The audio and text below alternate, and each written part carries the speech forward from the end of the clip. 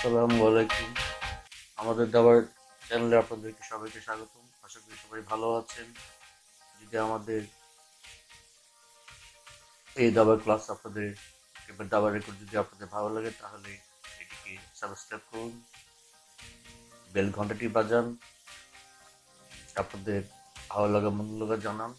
আজকে আমরা আপনাদেরকে জানাবো আনঅফিসিয়াল বিশ্ব চ্যাম্পিয়ন পল মরফি সম্পর্কে।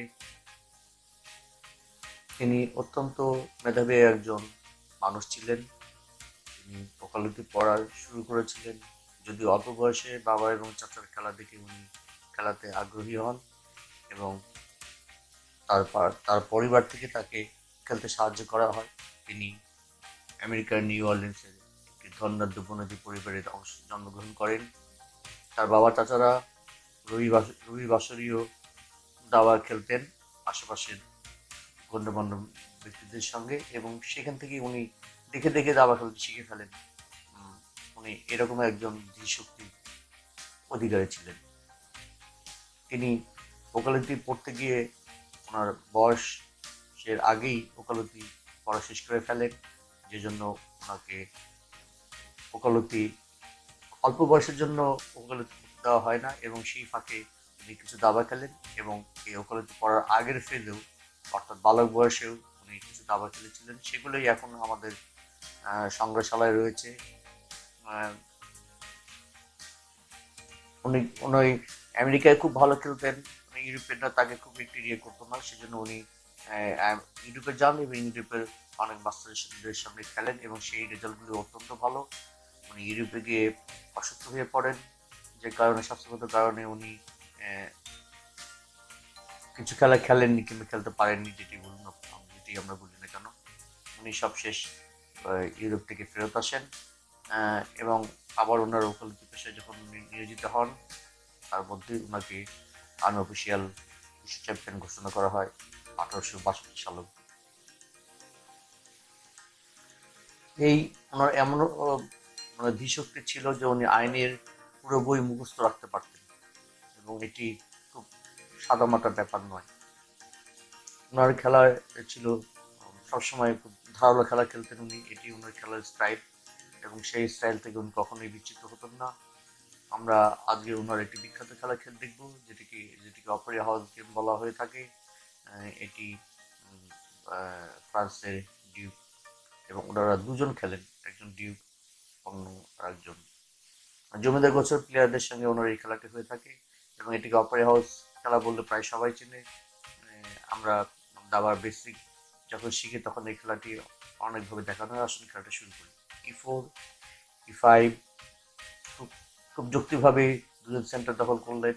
নাইট F3, বিশপের আগে নাইট বের করা, এটা সাধারণত একটি মানে একটি স্ট্যান্ডার্ড রুল বলতে পারেন আপনি। নাইট F3, এরপরে বিশপ খেলা হয়, এরপর ক্যাসলিং করা হয়, এরকম। খুব স্বাভাবিকভাবে নাইট F3, E5 এ পনটিকে অ্যাটাক করা হলো, D6 দিয়ে সাপোর্ট করা হলো, E5, E4 সঙ্গে সঙ্গে E4 D4 দেখুন পন্দ একদম খুব তাড়াতাড়ি করে ফেললেন। এগুলি হলো খুব উঁচু মানের খেলোয়াড়ের লক্ষণ। এখন নাইট D7 ছিল ইকুয়াল মুভ ব্ল্যাকের জন্য, সেটা না খেলে ব্ল্যাক খেলে বিশপ G5, এটি একটি ভূত চাল, এবং এই ভূত চালে খেসারত সারা খেলায় ব্ল্যাককে দিতে হয়েছে। দেখুন বিশপ G5, বিশপ G5, এখন যদি ডিটেলস E5 করে তাহলে কিন্তু হোয়াইট খুব সহজে একটি পন উইন করে ফেলে, যেটি মোটের বাঞ্ছনীয় নয়। যে কারণে আমরা দেখতে পারি সামান্য খেলাটি ডিটেক্স E5, queen takes E8, night E4, এখন G4 এবং F6 এ পন ধরা, অর্থাৎ E5 এর পনটি গড়। বাধ্য হয়েই ব্ল্যাককে বিশপ টেক্স F3 করতে হয়, কুইন টেক্স F3। দেখুন খেলাতে F7 স্কোয়ারে কিন্তু এখনো সঙ্গে সঙ্গে অ্যাটাক F7, এখন F7 এ কিন্তু চেকমেট এর থ্রেড তৈরি হয়েছে সঙ্গে সঙ্গে। দেখুন পিকচার চলে মাথায়, কুইন F6 খেলতে পারতেন, কিন্তু কুইন B5, B7 ধরা, নাইট C3, বিশপ G5। এবং এটা কিন্তু একটু অ্যানালিসিস, একটু সাবভারিয়েশন দিচ্ছি আমরা, যে নাইট F6 না খেলে কুইন G6 খেললে কি হতো। রিফ্লেকশন ইয়ে ছিল, অ্যালাউ করা হলো না। আবার bishop E7, bishop D7, knight C7, bishop takes F7, very very powerful move. Check check, এটা খেলা একটু হোয়াইটের জেতার জন্য খুব বেশি কিছু কোনো কষ্ট করা লাগবে বলে আমরা মনে করি না, এবং এটি উইন ভেরিয়েশন, তবে যেটি খেলা হয়েছে তার চেয়ে ভালো ভেরিয়েশন হচ্ছে, তার চেয়ে ভালো ছিল। দেখুন কুইন বি3, কিং সাইড থেকে কুইন সাইড শিফট করা হলে এফ7 অ্যাটাক, কুইন ই7 অনলি মুভ। এখন বি7 ধরা, বি7 যদি হোয়াইট খেলে যায় তাহলে অ্যাডভান্টেজ থাকে না, কারণ কুইন বি4 চেক দিয়ে কুইনটিকে চেক করে ফেলে। খুব ন্যাচারাল চাই। দেখুন সব ডেভেলপমেন্ট এবং ব্ল্যাকের দেখুন ডেভেলপমেন্ট ওয়াইজ মানে মাইনর পিস সবগুলোই হোয়াইটের। এটা একটি পিন, এটি অ্যাবসলিউট পিন না, এটা রিলেটিভ পিন। এখন বি5 এটা ভুল চাল, আপনার ভুল চালটা বের করার চেষ্টা করুন। আমরা আপনাদেরকে কিছুটা সময় দিচ্ছি এই চালটিকে বের করার জন্য, যে বি5 একটা ভুল চাল, কেন ভুল চাল সেটা চিন্তা করুন। এবং সাদার ভালো কন্টিনিউশন কি, মানে ভালো চাল কি।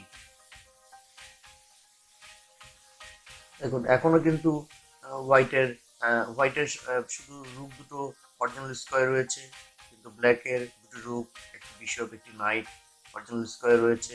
কুইন ই7 অর্থাৎ এফ8 এর বিশপটিকে অবস্ট্রাক্ট করছে, এবং এফ6 এর নাইট বিশপ জি5 এর বিশপ যে পিন হয়ে রয়েছে কুইনের সাথে, অতএব just sacrifice knight B five, take B five, queen take B five ভুল হতো, কারণ কুইন বি4 চেক দিয়ে কুইনের চেক করে ফেললে হোয়াইট এই খেলাটাকে খেলতে পারতো।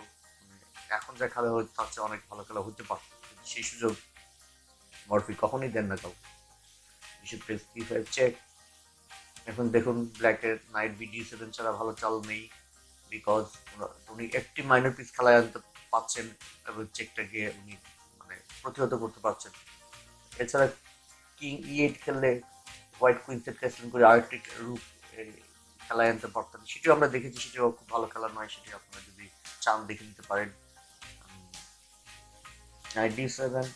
এখন দেখুন থ্রেড কিন্তু কুইন বি4 চেক দিয়ে হোয়াইটের কুইনটাকে সরে ফেলা, এবং হোয়াইট চাচ্ছে রুকটাকে ডি8 এনে ডি7 এ আরো প্রেশার ক্রিয়েট করার জন্য। অর্থাৎ দুটি এলিমেন্ট আমরা যখন যোগ করি তখন একটি চালে পাই, সেটা হচ্ছে কুইন সেট ক্যাসেল বা লং সেট ক্যাসেল। আপনারা একটু চিন্তা করলে বের করতে পারবেন, কারণ ব্ল্যাক যদি কুইন বি4 চেক দেয় তাহলে কিন্তু হোয়াইটের যে অ্যাডভান্টেজ মানে সেটা থাকছে না, খুব তাড়াতাড়ি তার কুইন এক্সচেঞ্জ করে ফেলতে পারছে, এবং এই অবস্থায় কুইন না থাকলে ব্ল্যাকের জন্য এই ধরনের অ্যাটাক কন্টিনিউ করা খুব মুশকিল, যে জন্য কিংটাকে সহায়তা হচ্ছে, এবং একই সঙ্গে রুকটাকে ডি1 আনতে হচ্ছে ডি7 এর প্রেশার ক্রিয়েট করার জন্য। অতএব এখানে কুইন সাইড বা লং সাইড ক্যাসলিং একটি অবভিয়াস মুভ, একটি যৌক্তিক মানে কঠিন যৌক্তিক চাল একটি, এটি আপনাকে মানতেই হবে যে এখানে কুইন লং সাইড ক্যাসলিং ছাড়া অন্য কোনো ভালো চাল হোয়াইটের হাতে নেই। এখন ডি7 এ প্রেশার ক্রিয়েট করলো, রুক ডি8 অনলি মুভ, এটাকে সাপোর্ট দেওয়ার জন্য। এখন হোয়াইটের রুক ডি8 চালার সঙ্গে সঙ্গে হোয়াইটের প্ল্যান শুরু হয়ে যাচ্ছে যে তার এইচ1 এর রুকটিকে সে কীভাবে খেলবে, এবং রুক এইচ1 এর ডি1 এর যে স্কোয়াড, এটি সবচেয়ে শক্তিশালী মুভ, এটি ঘর, এটা আমরা একটা সাবডিভিশন দেখতে পারতাম যে হোয়াইটের মতো যদি ব্ল্যাক কুইন ক্যাসলিং করতো তাহলে কি হতো, হলো দুই চালের মেট, অর্থাৎ রুক ডি8 অনলি মুভ। সেই ক্ষেত্রে ব্ল্যাকের হোয়াইটের চিন্তা যে তার এইচ1 এর রুকটি এখন খেলায় নেই, এটিকে কিভাবে খেলায় আনা যায়, সেই চিন্তার থেকেই কিন্তু এখনকার মুভটির উৎপত্তি, সেটি হচ্ছে রুক টেক্স। আপনারা চিন্তা করতে পারেন যে এখন কি চাল হতে পারে হোয়াইটের জন্য মোক্ষম চাল, এবং এইচ1 রুকটাকে কিভাবে তিনি রুক ডি1 আনতে পারেন। এই লজিকগুলো যদি আপনি ধারাবাহিকভাবে আপনি যদি মানে অ্যানালিসিস করেন তাহলে কিন্তু যে চালটি মার্কেট চলেছেন সেটি কিন্তু আপনি বের করতে পারবেন বলে আমার মনে হয়। এটি খুব একটি কঠিন কাজ নয়। এখন দেখুন কম্পিউটার দেখাচ্ছে সেই চালের যৌক্তিক কিছু কারণ। সিম্পল, রুক টেক ডি7, রুক টেক ডি7 এবং রুক এইচ ডি1। আবারও সেই একই অবস্থা, কিন্তু দেখুন একটু যে পিসটি খেলছে না এইচ1 এ, সেই পিস থেকে রুক ডি1 আনতে হবে আমাকে, এটি আমার মেইন আইডিয়া। সেটা করতে হলে আমার ডি1 রুকটাকে সরাতে হয়, সরাই আমি ডাবল করতে পারি, কিন্তু মরফি ওই টাইপের প্লেয়ার নন। তিনি জানেন যে ব্ল্যাকের এখনো দু তিনটি পিস কিং সাইডে ক্র্যাম্প অবস্থা আছে, অর্থাৎ এটির সময় স্যাক্রিফাইস করার, অর্থাৎ রুক টেক ডি7। এটি আপনি আমার জন্য হয়তো এটি কঠিন, মরফির জন্য এটি খুবই ডাল ভাত, খুব ভেরি ইজি।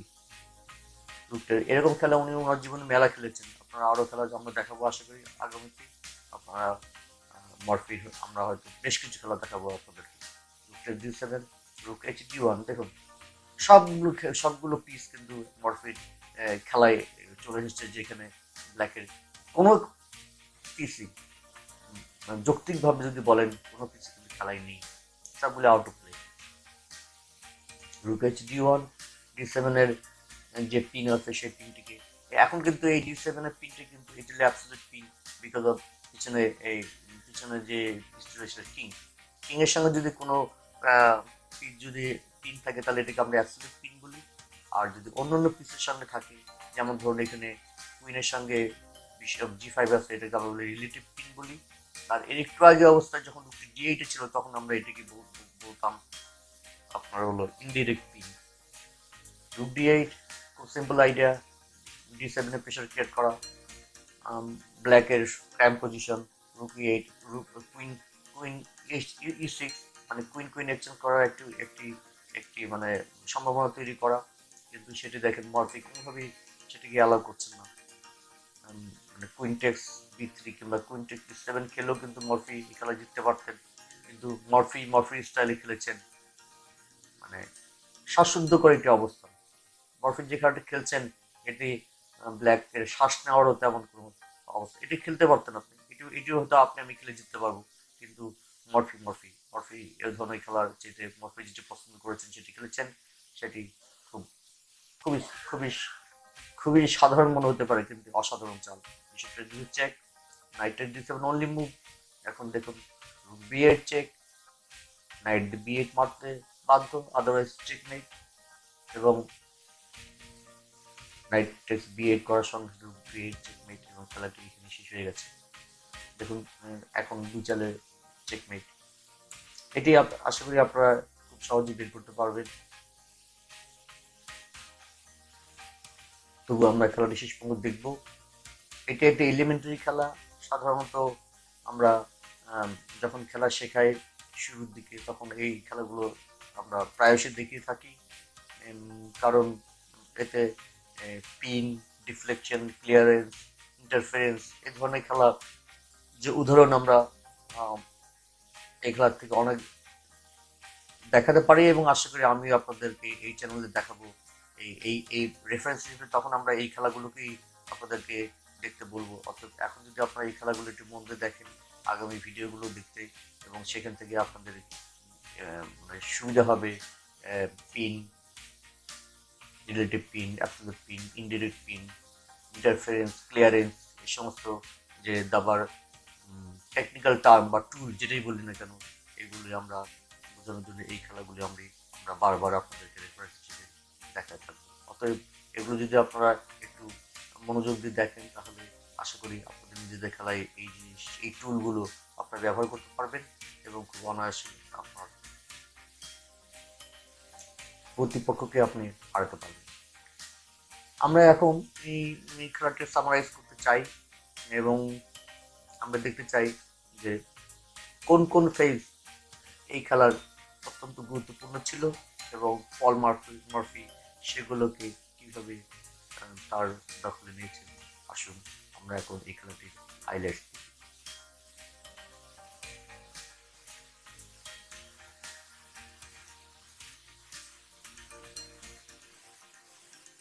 দেখুন E4 D4 পম ডুও, সেন্টারে দখল, এবং সেন্টারে আমরা জানি E4 D4 এর সামনে 4টি স্কোয়ার হোয়াইটের দখলে চলে আসে, এবং সেটি করতে মরফি একটু দেরি করেননি। নেক্সট ফ্রেম বিশপ D5, সঙ্গে সঙ্গেই ডি টেক্স E5, এবং বিশপ দিয়ে F3 এক্সচেঞ্জে বাধ্য করছেন, এবং কুইন টেক্স F3 করলে F7 এ একটা প্রেশার ক্রিয়েট হচ্ছে, অটোমেটিক প্রেশার ক্রিয়েট হচ্ছে। নেক্সট ফেজ কুইন B3, এই চালের সঙ্গে সঙ্গে কিন্তু হোয়াইটের পজিশন উইনিং বেটার যেটা বলি আমরা প্লাস মানে সেটি হয়ে গিয়েছে।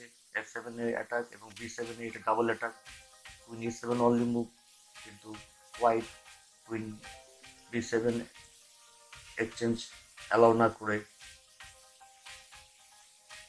নাইট C3 খেলেছেন ডেভেলপমেন্ট, এবং ডেভেলপমেন্টের সঙ্গে সঙ্গে দেখুন নাইট D5 খেলার সহমত হয়ে সঙ্গত চাল B7 সাপোর্ট করলো, কুইন C7 দিয়ে বিশপ G5 আরও একটি মানে পিস হোয়াইট খেলায় নিয়ে আসলো এবং খুব তড়িৎ গতিতে। এখন দেখুন আমরা সেই আপনার আন্ডার ডেভেলপ অবস্থায় আপনি যদি এক্সচেঞ্জ করেন তাহলে কি হয় সেটা আমরা এখন দেখতে পাচ্ছি। B5 চালার সঙ্গে সঙ্গেই এটা আন্ডার ডেভেলপ পিস থাকা অবস্থায় B5 অর্থাৎ বেশি পণ চালা ভালো নয়, তার একটি নজির নাইট B5 এটি অস্বাভাবিক ভালো চাল। এটি সাধারণ মানের প্লেয়ার হয়তো দিতে পারবেন না, কিন্তু মরফি জন্য এটি এমন কোনো চাল নয় এটি। বিষয়টি যে নাইট D7 অনলি মুভিটি এখন দেখুন ব্ল্যাকের সবগুলো এটি একটি অ্যাবসলিউট পিন, কিংয়ের সঙ্গে নাইটটি এই B5 এর বিষয়ের সঙ্গে অ্যাবসলিউট পিন এবং F6 এর নাইটটি এটি একটি রিলেটিভ পিন। এখন রুক D8 আসার সঙ্গে সঙ্গেই রুক D8 বিশপ G5 এর এগেনস্টে এটিকে আমরা বলে থাকি এটা ইনডিরেক্ট পিন। আমরা ইনডিরেক্ট পিন তৈরি করেছি। এগুলো কিছু আমাদের জাস্ট নমুনা, যেগুলো আমাদের পরবর্তী পর্যায়ে আমরা এগুলো আরো ডিটেল জানবো। এখন তো পিজ অ্যাক্টিভিটিজের ব্যাপারে আমরা এখন কিছু বলতে পারি যে আপনার খুব সঙ্গত কারণেই কুইন মানে তেমন কোনো ভালো চাল নাই। কুইন B8 এখন তো খেলার খুব শেষ পর্যায়ে আপনারা দেখতে পাচ্ছেন। খুব এটি আমরা দেখেছি নাইট B5 চালতে বাধ্য এবং শেষ চাল রুক D8 চেকমেট।